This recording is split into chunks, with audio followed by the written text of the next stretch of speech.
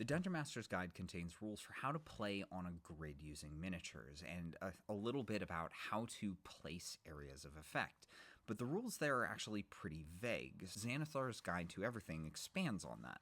The text in the 2024 Dungeon Master's Guide is almost identical to the 2014 Dungeon Master's Guide, so Xanathar's is still a massively useful expansion on that text.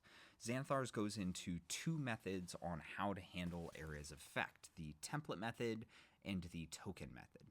With the template method, you're going to use some kind of object as a template to represent your area of effect on the grid. So you might have something like a square sheet of paper or a reusable plastic triangle that you use to represent your areas of effect, and you'll hold that over the grid in the appropriate position to figure out how many creatures are affected by the area of effect. Now that's really useful because you can get the precise shape without doing a ton of work, but then you need to figure out how many creatures are affected. So Xanathar's goes into that in a little bit more detail, and I'll talk about that some more in a future video. The other method presented in Xanathar's is called the token method, and you essentially mark squares with tokens as you calculate the size of your area of effect.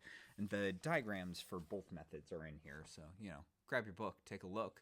There's your template here for cones and circles, and then all of these blocks, that's the token method. And they're just using oversized D6s as their tokens because, a D6 is a nice convenient square. If you look at all of the diagrams, you'll notice that the token method always displays the tokens as snapped to the grid.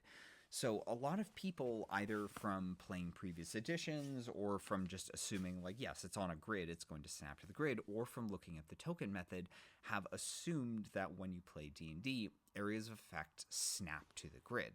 That's not necessarily true, though. The text of the rules never specifies that the placement of AoEs needs to snap to the grid, which was a mistake that I've been making. So if you have your templates, or even if you're using the token method, you can still place your areas of effect so that they don't snap to the grid. So let's say I'm placing a cube like Cloud of Daggers. So you always start from a grid intersection, so just pretend my fingertip is a grid intersection, and then you place your area of effect so that the origin point touches that grid intersection.